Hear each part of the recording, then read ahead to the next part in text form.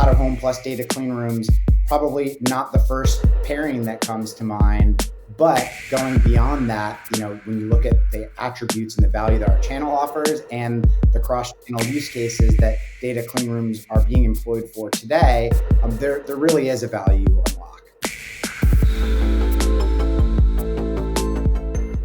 Hello and welcome back to Identity Architects, the InfoSum podcast that spotlights the pioneers in the media industry who are changing the way that data is used to power better customer experiences.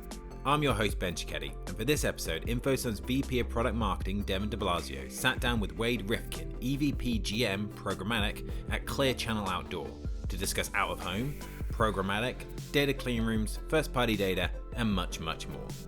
Before we jump into that conversation, just a reminder to hit that subscribe button so you know when the latest episodes of Identity Architects land. But without any further delay, here's Devon's chat with Wade.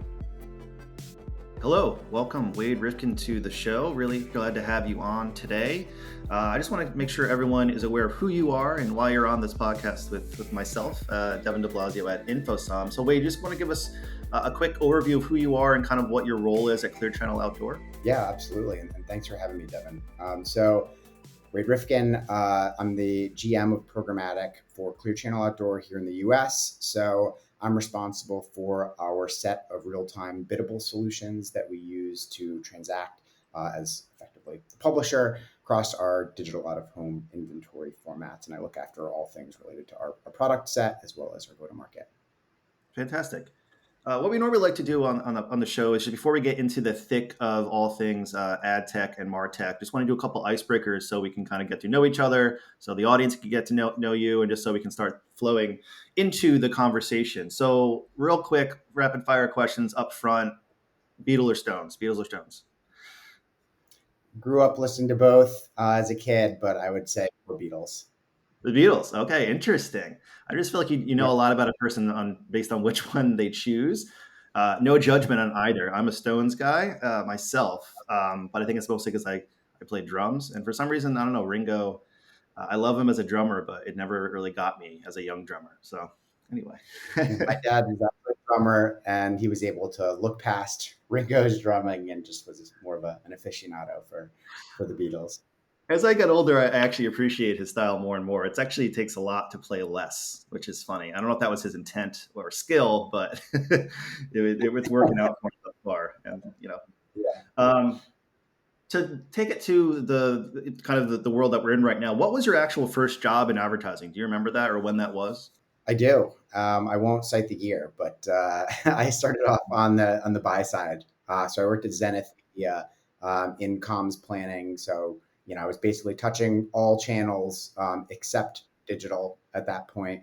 But then I, quickly gained some interest in the digital space and pivoted more into digital planning and buying exclusively, and then kept burrowing in and landed in the world of programmatic and ad tech that we're in. That's interesting. So how long do you think in terms of your career were you on the buy side versus the sell side? At this point, it's actually about 50-50. Okay. So a nice split, and I've developed an appreciation for our space from both vantage points, and have enjoyed both sides of it. But definitely like being on the publisher side. It's a nice. That's fair. Yes, I've actually never been on either side. I've always been right in the middle in terms of being on the vendor side. So, but it's interesting you had like a pretty well-rounded history thus far. So obviously we're here talking on an InfoSum podcast, and it wouldn't be anything about InfoSum unless we were talking about privacy and data security. So on a scale of 1 to, let's say, tinfoil hat, where is your paranoia in terms of your own privacy, family's privacy, and data security for yourself? And then just in general, kind of what is your kind of your outlook on data privacy? I'd say I'm a 4 to a 5 there. Like definitely not totally flip about it, but not staying up at night worrying about who's looking into my profile or who's using my data in an unsanctioned way. But I think what comes with that is just making sure that, I'm aware, my family's aware of what we're opting into, what the use case is for the data. And this is going to be very marketing-esque of me, but like, what's the value exchange, right? Like, are we just frivolously giving it away for no real reciprocation, or is there something actually valid in, the automation or some kind of personalization or what have you, offers that we're getting through it. Yeah, I find people in our space usually fall somewhere in the middle. We know too much, right? We know how things work, and that either makes you not scared really because you know really what's happening and how the sausage is made, or makes Yeah. you somewhat concerned, right? So I feel like I find people on both sides of that fence. Yeah. Um, Due to the Sorry, good. industry tie, I find myself, allowing more apps to use my IDFAs than I probably would if I worked outside of the industry, but trying to fly that flag and do my part. No, I do the same thing. I don't have ad blockers or anything. Like, yeah, let's. I actually want to see what type of performance the ads provide. Like, how Yeah. good can this experience actually be? That's a very nerdy thing for me to do, but hey, why not, right? Let's see what these people got. Yeah. Tell us a little bit about Clear Channel Outdoor for those who maybe not know it well. Obviously, if you're driving anywhere in the United States, you're going to see something related to and tied to Clear Channel Outdoor Media. But just tell me a little bit more about the company itself and kind of what's going on there today. Yeah, I'm happy to. So we're one of the largest and longest standing media owners in the U.S. and we're a global company as well. So again, think of us as a media owner or the publisher. We own or operate all the inventory that we sell and transact against. So my purview is in the U.S. So Mhm. putting a lens on the states, we've got tens of thousands of printed and digital roadside displays across formats like billboards, bus shelters, urban panels. We also offer inventory in certain transit hubs across the U.S. Think, Boston South Station and printed and digital signage in there. We've got marquee printed and digital assets in Times Square and Midtown Manhattan. So we're one of the largest media owners offering those types of screens, and then airports. So for anyone that's gone through JFK, LaGuardia, Newark, Chicago O'Hare, SFO, Atlanta, Hartsfield, Jackson, we operate the inventory there, and we've got a really, really robust and market leading footprint of inventory.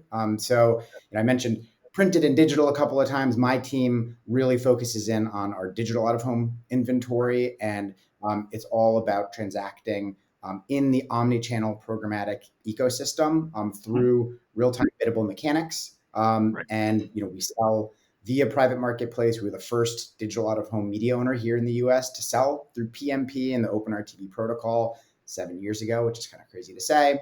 So we've integrated with SSPs. We partner with them and the DSPs that buyers are using to buy our inventory, and again, in RTB fashion.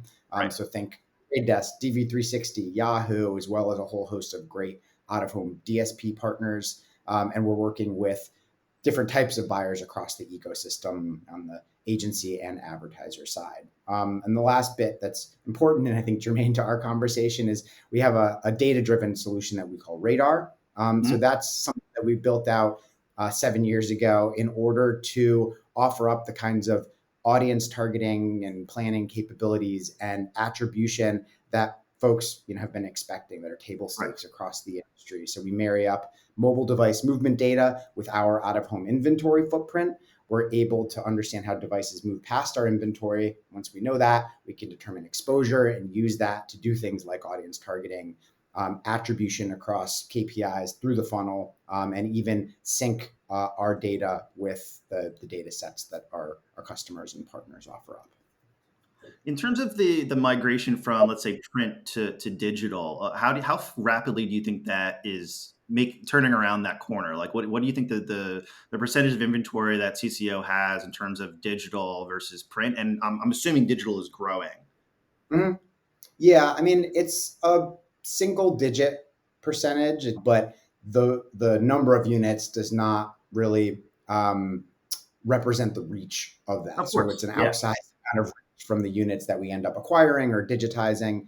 So substantial reach despite the volume count being less than the tens of thousands of printed assets that we offer. And you're right, there is a steady march to digitize, and that is an imperative for us as well as basically every other major out of home media company. So every year, we're trying to beef up that digital footprint, but the printed footprint isn't going away anytime soon. There are some advertisers that really, really love the printed format, and rightly so. And it complements what we can do through digital really, really nicely. Yeah, now you're just adding the digital signal into it through radar, and now you're just adding more insight, more intelligence, more measurability. I'm assuming as well, because with out of home being, like you said, one of the longest standing forms of advertising that has existed, it's really been about an awareness play, right? Mm-hmm. It's been about time, place, where you are at that particular time, where this particular billboard is placed, like an airport where there's high foot traffic. And now advertisers can just take that exact same reach and exposure and just tie that to something a little closer to home in terms of applying their first party data to that signal, and then driving a little bit more, having a little bit more control in terms of what they're actually seeing on the other side of the performance report.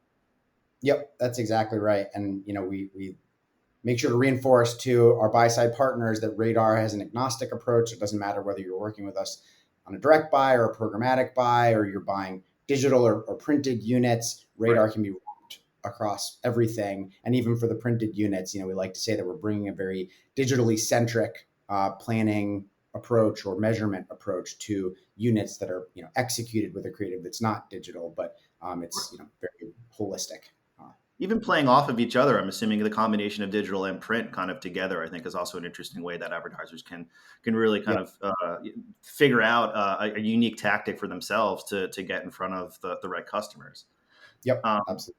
what do you think is currently missing, though? Is there anything on the horizon in terms of the evolution of out of home that you've seen being so close to it, that's just not here yet, but we're getting there? Um, well, I mean, I would say there's more that has happened over the last few years than a lot of people understand or give credit to. So, and I'm clearly biased towards programmatic because of my time spent there and our emphasis there. But there are still conversations that we have with buyers thinking that real time biddable transaction is coming down the pike for digital out of home, and we happily let them know that it's been in place for years, and while there will still continue to be iterations and evolutions within our space, there's a lot that can be done today in terms of buying in an omni-channel capacity through a DSP, in terms of what we're doing from a measurement space and an audience targeting perspective. So there's a lot that people assume may not be doable or is in its infancy that's actually a lot more mature in out of home. And in terms of, obviously, we're here to bring you on to the show today to talk about our partnership as well. Obviously, having an integration with Clear Channel of Home, being one of the first, or not the first, to jump into the clean room space in the out of home market. So we just want to thank you for being the thought leaders and kind of pioneers into that space. I have always thought that is a perfect marriage between the two.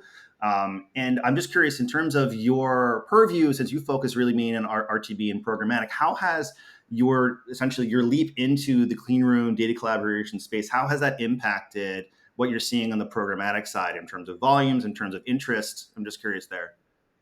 Yeah, I mean, it's still early days for us, right? But we echo the excitement that you have and the broader team has.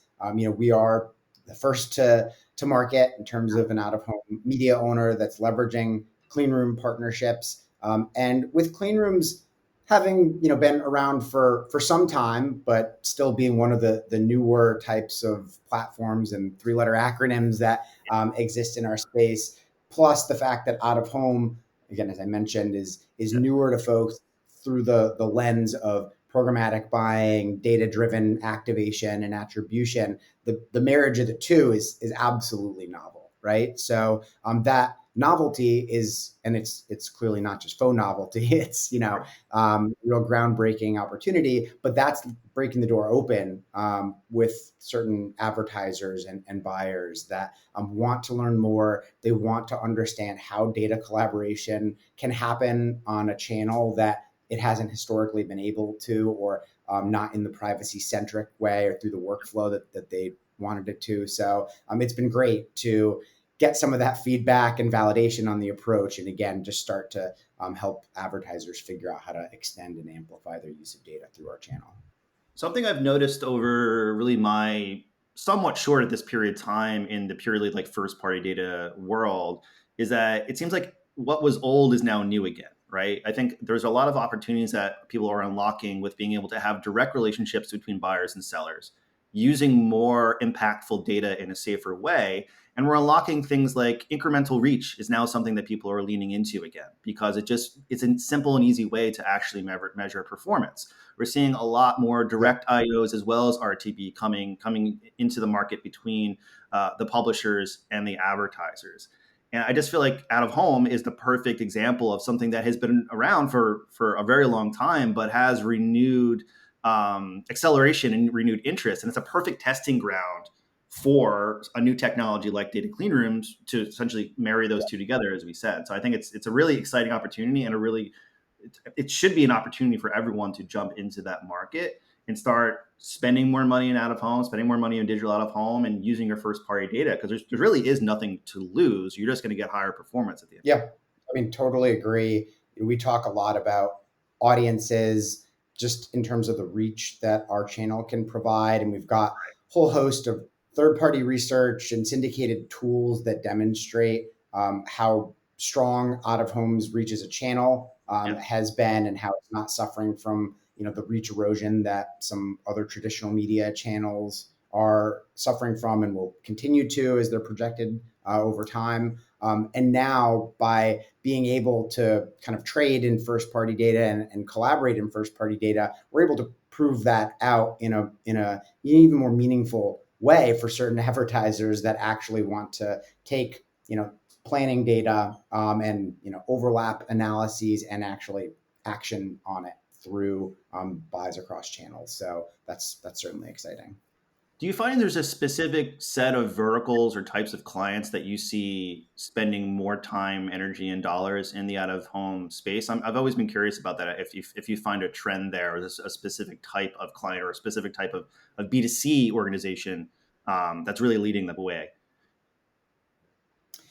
It's actually a pretty diverse group of verticals that out of home can apply to. So you've got stalwarts, and think the Apples, McDonald's, Geico's of the world that have Coca-Cola, that have been using out of home for decades to build and maintain their brand, their share, drive down funnel to help their other channels convert more effectively. But you've also got an infusion of new verticals and brands. So like pharma is one that has started to glom on to out of home in general, more so, especially as some of the traditional channels that they really relied on aren't quite providing the same degree of reach and value. D2C has actually been a very big category for our channel. So startups can use out of home and punch above their weight, right? Much like Apple did many years ago.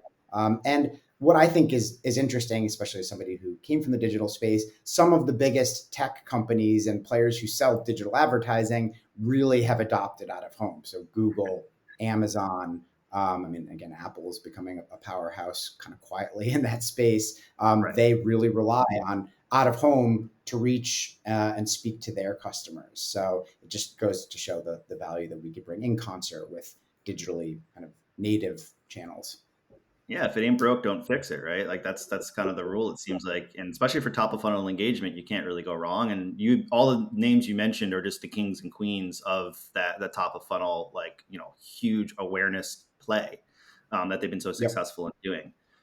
In terms of the actual, like talking about top of funnel, bottom of funnel, all that kind of stuff in terms of the ad tech world. How are you seeing clients actually measure the success of out of home? Like what are those types of KPIs that you're delivering to your clients, and have those KPIs changed with the rise of digital and programmatic? So it's a great question, one that we love to answer with the rich capabilities that we've got through Radar. Out of home historically, as you mentioned earlier, has been thought of at the very top of the funnel.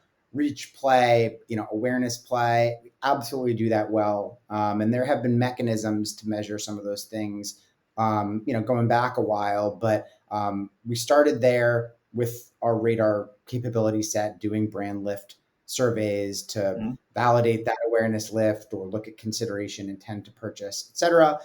We also rolled store visitation in as one of the early on KPIs. I mean, that metric was having a heyday due to mobile. And we know that our channel plays an important role in the physical world, and we're really, really good at getting consumers in stores. So, we quickly deployed that measurement capability, and we've proven that out time and time again that we are effective at getting customers into specific retailers or specific brick and mortars.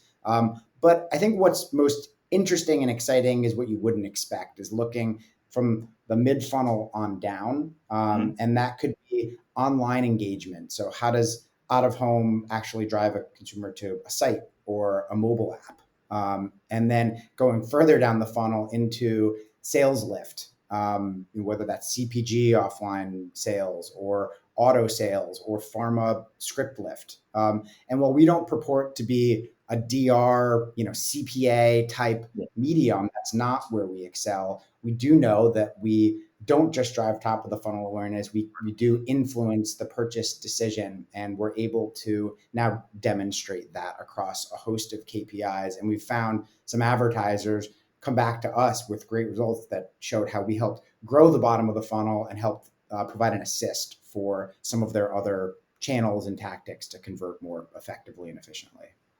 Yeah, that's great to hear. I mean, it's clearly that out of home has been that steady hand in the omni-channel, influence for many of these advertisers, as it's still obviously a huge portion of that omni-channel spend and strategy.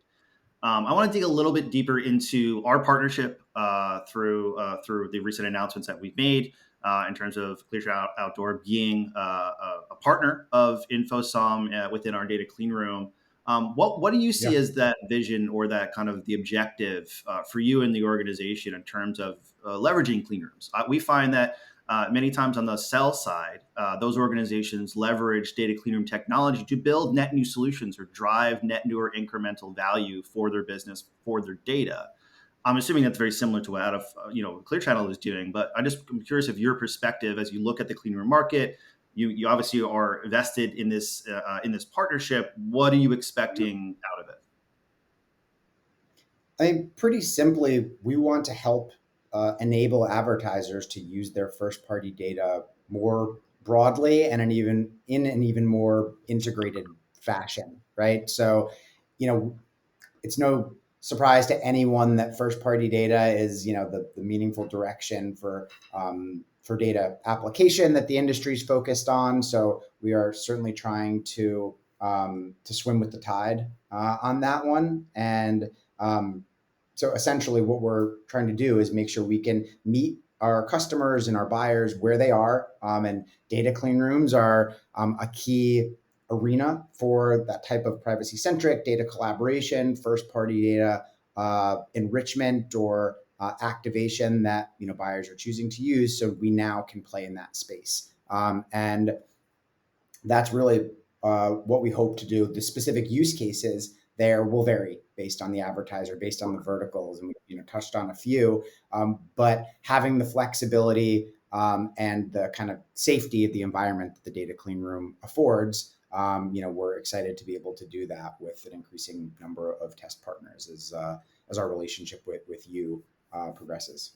Yeah, something I always like to talk about in the clean room space is kind of, this is going to go down a weird path potentially, but I find the concept of data clean rooms and data collaboration almost romantic in the state that advertisers and publishers can now actually like get rid of a lot of the middlemen and just focus on building campaigns, looking at the shared overlap of their customers and working together to actually build a better experience. And I find that out of home is even taking it to the next level because you're not only doing it in the digital world with this digital data, you're bringing the physical world into the aspect of collaboration as well. So depending on where those billboards are being placed next to a specific, you said an airport location or specific retail locations or sporting event locations, like you can really take the physical world and all that brings to the table, marrying it with what this advertiser wants to essentially the message they want to deliver to their customers who are in that physical world, and then the on the publisher on that end, what they know about that physical space at that point in time or over a period of time. I just think it's really interesting in terms of creating something really net new and just thinking more dynamically about how you can use not only data that you have in your CRM, but the data that lives kind of around these physical, ad units, essentially. There's not really a question in there, but I just find that to be very romantic. I don't know how else to put it.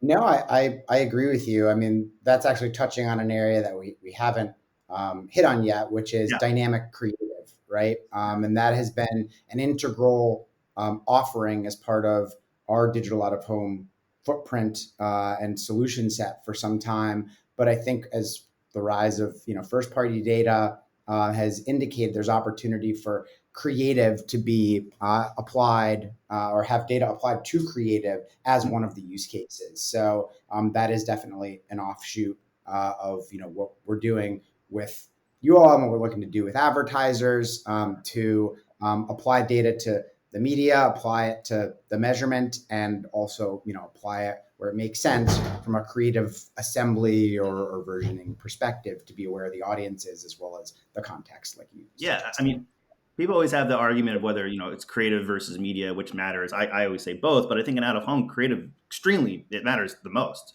I feel like because of the advancements that we've seen, even just walking down, any New York Times, seeing the really, really amazing and cutting edge out of home experiences that have been developed. I'm curious from your perspective, since you're so close to it, you live and breathe it all day. Like, do you see any major winners in this space in terms of advertisers getting out of home really right? You don't have to name them by name, but I'm just curious, has anything caught your eye, literally or figuratively, during your time at Clear Channel that you think other advertisers should really be looking at as an example?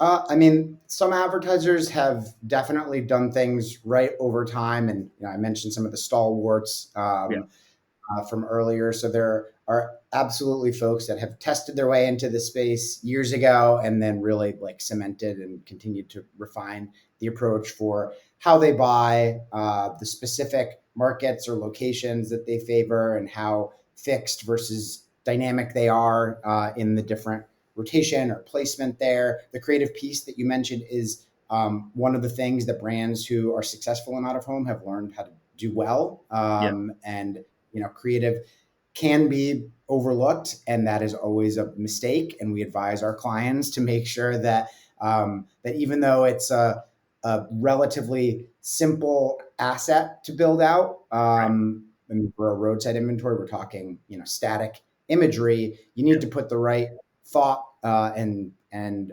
punch to the message delivery, adhere to best practices, have the right rotation and frequency against that creative for it to be truly effective. So, the media, in terms of the weight and the location and the targeting, plus the creative are really where the kind of magic happens for out of home. Do you see out of home as cookieless inventory? I mean, I feel like that's the hot topic people have been talking about. Well, hot topic meaning they've been talking about it for multiple years now, because it's, that just seems to be the way that the cookie somewhat crumbles or doesn't crumble. But obviously, as we look ahead at 2024, there's going to be more cookie loss, but that's never impacted the out of home world. You've always been a cookie free, media asset. Do you find that advertisers or really media agencies are looking at out of home inventory as that new area of cookieless that they can start investing more in? I'm just curious how that's impacted the out of home, if at all. It's one of those things where at an earlier stage, it was viewed as a challenge point, the absence of cookies or identifiers on every single Who's ad. laughing now, right? Right. Well, and now it's one of the benefits in that, we have less to do, I'll say, than some other publishers in terms of, preparing for the cookieless future. We do have a panel of devices that, we work to license from partners who are, privacy compliant and vetted by our team. But, that's not necessarily, those are mobile ad IDs today. And we want to make sure that, we're being respectful to the end consumer, when we're developing use cases.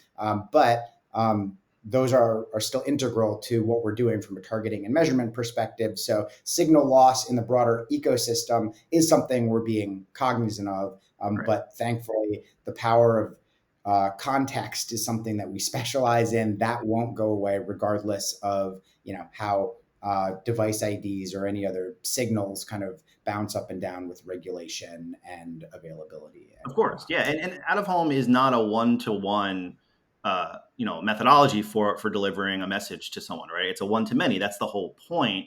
And I think obviously the creep factor is non-existent, obviously in out of home, because you're able to do that in the right way and just honing in on those specific groups of individuals who may be passing through. That's really the main name of the goal. And that's where the data-driven portion of what we are seeing now grow and grow and grow in the out-of-home space. That's what it's meant to do, is take from the many and maybe not the few, but really focus on the relevancy of the many. Yeah, that's exactly it. I mean, the one-to-many use case is just fundamental to our channel. That's not going to change, at least for roadside billboards and a lot of the placements that reach a very scalable audience. And so we have a subset of that audience that we're able to profile or measure, attribute success to.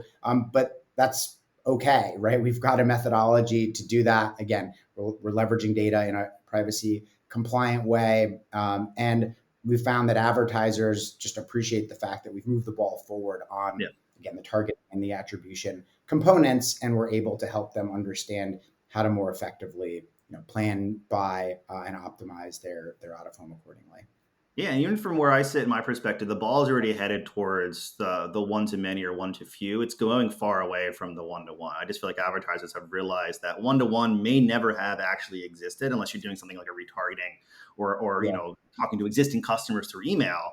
But for paid advertising in the digital or the physical world, that's where I see advertisers and agencies really spending their time, energy, and money, is focusing on how to actually influence a larger subset of the population in a more effective, more efficient way. And that's really where we are today. And that's why first-party data is becoming so popular, not only because of the loss of the cookie and it's what we're left with, it's because it's just a way better signal of actually identifying, the things about people that make them want to buy a product or buy a service or go into a store or feel something about a particular advertiser.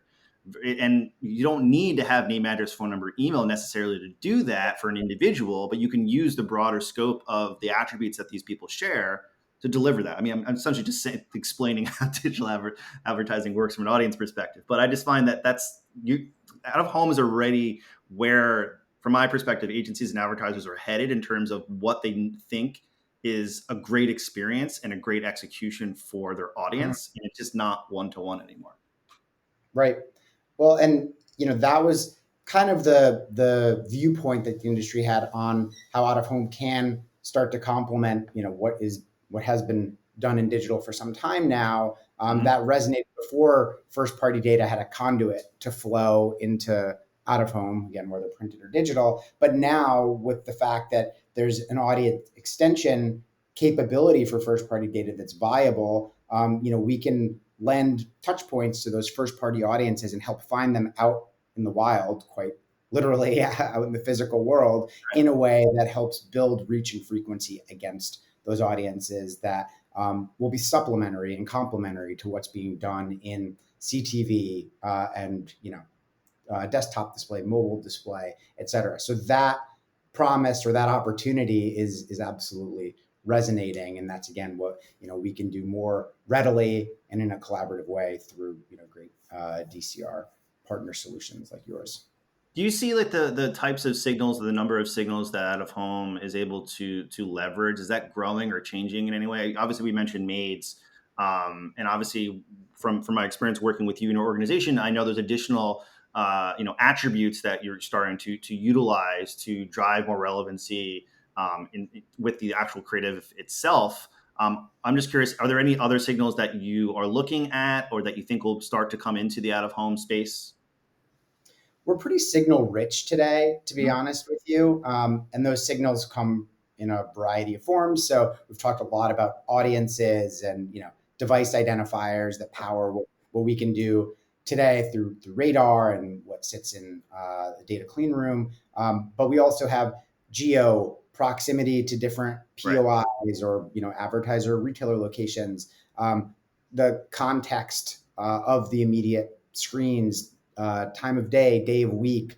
Those all have different use cases, but they're all meaningful, and there are combinations of those different variables that are applied today. And that spans direct and programmatic. It spans media and creative. But what's exciting for me in my corner of the world with programmatic out of home is the decisioning capability and set of use cases that are unlocked by DSPs that can go even a step further and start to prioritize those geo signals or the specific time of day or day of week that it is at that moment in time in order to shift how they're bidding, how they're buying, and heavy up accordingly or optimize accordingly. So, that's really core to the value prop of programmatic overall and certainly specific to programmatic out of home. So that's it's also interesting to see that, again, what we talked about earlier, what's old is new, is that, DCO or dynamic creative has really never left the out of home space. I actually cut my teeth in the DCO world back in the day. That's how I started my career in the DCO world. And it's funny because we were starting to use first party signals then. This was like 2008, right? When rich media was just starting to get developed, and then adding a bunch of other signal to that. That was really the foray into data driven advertising. And then focusing on time of day of week, weather, the physical world has a lot of additional signal that you can use that you wouldn't think of normally for a display ad or, an email ad or something like that you can use to drive a lot more influence or creativity. I always found that just the fact that the physical aspect of it is outside, and you can use things like, again, it sounds simple, but weather, I always found that to be, I don't know. I found it like slightly exhilarating that you can actually use the physical world. I keep getting fixated on that, but it's just I really find that to be yeah. I think that's a great call out, and that definitely falls into the context. And there are a whole host of other things pertaining to that. Could be traffic around some of the screens at that moment in time. Weather is a great example, so I'm glad you brought that up. That's been a core capability we've had on the dynamic creative side of things for a while, a really meaningful one that different CPG or over-the-counter, medication advertisers or different auto parts retailers or what have you have leveraged. Now, from a programmatic perspective, we're even able to go a little further than updating the creative based on the weather. Advertisers can decision, whether they want to buy an out-of-home ad based on the 7-day forecast in that market or based on what the weather is at that moment in time in that, even down to the zip code level in some cases. Even just thinking about this and kind of extrapolating, it seems like there's also an opportunity to reimagine what we think first party data is, right? And I think people think first party data, they think name, address, phone number, email, all these identifiers that make me, right? And for what we've found working with advertisers is that's actually the least important thing about first party data. That just tells you who the individual is, and that allows you to attach a lot of other rich signal and attributes, behavior characteristics. But even thinking about, again, out of home, literally like where you are looking at that advertisement, what the weather's like outside, what's around that space, that's first party data to me. That person's experiencing something in that moment, and it essentially can be reflected or called back to you by the actual the unit that you're next to, in front of, behind, whatever. And I think it's just a new way to think about first party data. It doesn't always have to be like such detailed information about your identity. It's just, what are you thinking? What are you feeling? What are you seeing in that moment that's unique to you and the people around you that can be reflected back at you in this particular way, and advertisers sending a message to you. So I think having the technology being able to capture that, like you said, like weather or UV index or, pollen counts, these types of things, even for just weather, it's really just creating a really interesting piece of hardware that has a really great message that's being delivered from the signal that hardware is creating. Right. Yeah. And we actually broaden the scope when we talk about like different audiences and segments that we can activate.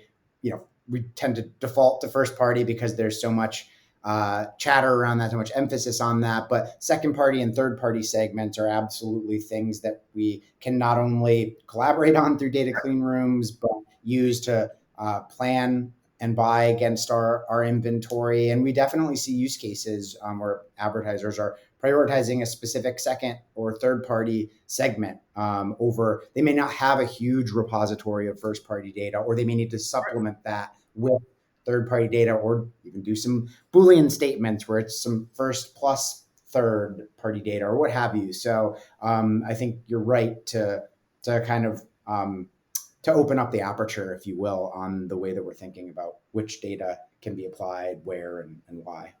All right, and that's exactly the opportunity that clean rooms and data collaboration brings to the table, is that no one has all the data that they need or all the insight that they need to deliver or what they need to deliver on. They need to work with other businesses, other organizations who know something about a shared customer. So I think it's like that's why I like collaboration in terms of using first party data or second party data, is because you're all there with the same interest, because you all have a shared customer in many ways, whether it's someone who's coming into a store, walking down the street, actually purchasing those solutions or that product. It's a shared effort where you're actually working together to deliver an experience for a shared customer or consumer. So it's not only one advertiser is delivering a message that's impacting their customer base. That advertiser's worked with the media agency, the publishers, other data providers, potentially even other advertisers, to deliver a message that resonates not only for their brand, but for all of the other parties that have been involved in that collaboration. So it really just unlocks all of the opportunity for gaining access to really, really interesting insights and really rich attributes that you wouldn't normally have access to before if you only relied on your own data or only relied on like pre-canned, third-party data. You wouldn't really have the dynamic nature of the campaigns that we're starting to see in the data collaboration space. Yeah, and that circles back to when we're talking about the novelty of out-of-home plus data clean rooms. We are providing some thought starters, and we have clearly a pedigree and some history in applying data to the out-of-home channel. But we really try hard not to get prescriptive, and we want to get feedback from our DSP partners or agency buy partners or advertiser partners on what is meaningful to them, right? Because I'm sure there are a whole host of use cases that we haven't even thought of, and as importantly, we want to make sure we're defining to what their needs are and what's resonant and valuable for them versus us, talking about the things that we've done to date. Yeah, with any new technology, any new approach, the people who are bringing that to the table have to play those consultants, right? We do that all the time because the clean room space is so new. It's like, well, we're not just going to say you can do everything you want to do. That doesn't really go very far. You have to give them some level of strategic insight or a head start so they can kind of get the creative juices flowing and start thinking about how to use this. And the best example is just like what's worked in the past, right? And providing those case studies, providing those examples is really a great way to get these organizations started and thinking differently. And that's what the whole point is that we have to keep getting marketers to think differently every 3 to 5 years, because the technology changes that quickly. Consumers change that quickly. The level of signal is either increasing or decreasing. Privacy regulation changes on a similar clip. And I think we find that that's the hardest part, is getting marketers to just take this step forward and think differently and get them to follow a non-prescriptive plan. Because it may work. It's just testing and learning, I think, is really the key. That has to always be present in the marketer's mind. And the more that they're open to that, the more they're obviously leaning into and be finding success in things like digital out of home, clean room usage, or data collaboration, using their first party data more. It just unlocks a lot more doors versus shutting them. You're preaching to the choir on that. I mean, and that's one of the things that we're trying to reinforce, gently but also firmly, about the notion of thinking differently is, we get out of home plus data clean rooms, probably not the first pairing that comes to mind, but going beyond that, when you look at the attributes and the value that our channel offers and the cross-channel use cases that data clean rooms are being employed for today, there really is a value unlock. But what that value unlock is going to depend on who the advertiser is, what vertical they're in, the unique challenges that they're trying to face. So that's where, and I like your point on needing to be a consultant. We are here to provide counsel, to provide thought starters, and as cliched as it is, to collaborate on the ideation as well as collaborating on the actual data transfer and enrichment piece as well. Of course.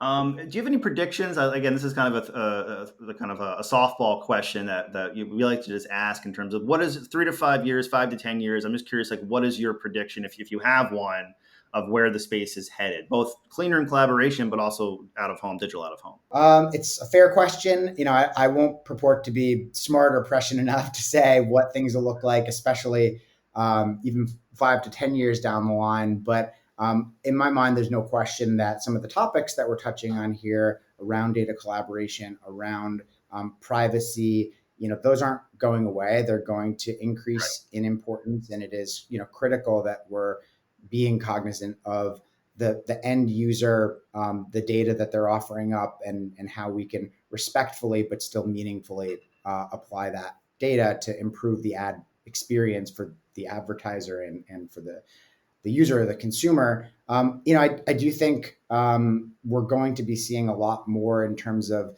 just how probabilistic and algorithmic based applications of data can supplement where we're at, more deterministic signals. And while that is probably a bit of a no-brainer across channels, I do think that's going to apply to our channel as well. So I think there are going to be ways to use some of the contextual signals that we were talking about, whether it's weather or other things that are happening in the immediate vicinity of a particular out-of-home unit, to more effectively buy against that and to improve the creative experience, and then ultimately to measure against it. So I'm excited about that. That's going to be one of the things to keep an eye on, one of the things that my team will be focused on, but certainly going to play a role over the next stretch of time.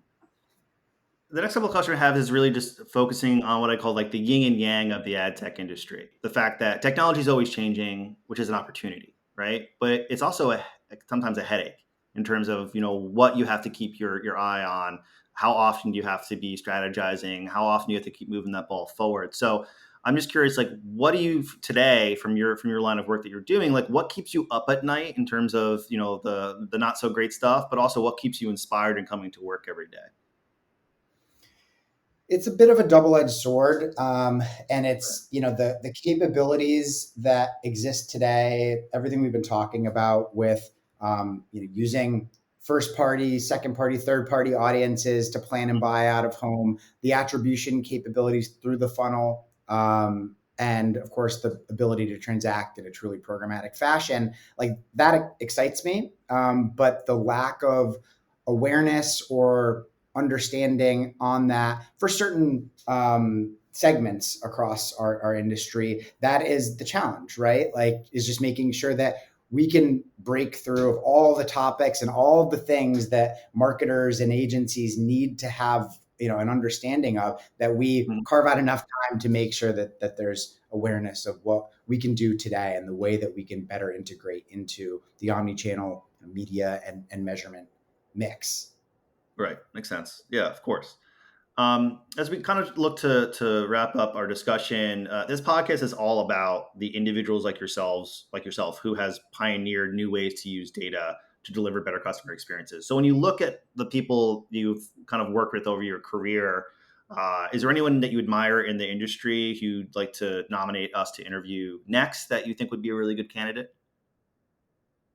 Absolutely. So one thing I didn't touch on in my history, I did have a stopover between the agency side and Clear Channel at a data company called Share This. I would definitely give a shout out to Andy Wilson, who's over there. I worked with her from the other side of the desk when I was on the agency side. And then we worked together at Share This. She's just a veteran in the data space and a generally lovely individual from our industry. So I would give her a shout out on all that. Yeah, I would definitely be happy to do that. And then I guess, is there anything that we didn't cover? Anything that you want to address with our listenership? I'm just curious, is there anything that in the wide world of things that we did discuss today in the topics, is there anything that we didn't touch upon you'd like to? this feels pretty comprehensive to me. So I would just extract, a couple of the themes, and, out of home is here. It's a part of the omni-channel Yes. ecosystem. And I like what you said again about like the opportunities that are surprising, or unexpected, but could be real and meaningful. And again, I'm biased, but I feel like out of home can play a role in driving impact and the outcomes that advertisers are looking for. And now that can all be facilitated through data clean rooms and through our partnership. So I think that's great. And I also like what you mentioned, and we've touched on around a test forward mentality or an experimental mentality. We all know the last few years have been challenging with COVID and the macro environment. And, we've seen a lot of emphasis on the bottom of the funnel, and really hardcore, performance activity. But there are meaningful ways to supplement that, and for other channels, not just out of home, that might be thought of a little further up the funnel to assist in that down funnel pursuit or that performance pursuit. So just keeping an open mind and thinking about ways to meaningfully test your way into that. I think that's just a great mentality to have for an advertiser, for an agency buyer. Well, on that note, Wade Rifkin, EVP GM Programmatic at Clear China Outdoor, thank you so much for your participation in the Identity Architects podcast. It was a pleasure speaking with you today. I know I'll be speaking with you more as we work together with this partnership, but I really appreciate the time that you gave us today. This is a great time. Thanks so much for having me on. Thanks again to Wade for joining us on Identity Architects. That was an awesome conversation. It was great to dive into the world of out of home and how it's evolved in the data-driven world. All that leaves for me to do is to remind you to hit that subscribe button so you know when the next episode of Identity Architects lands. But until then, thanks for listening.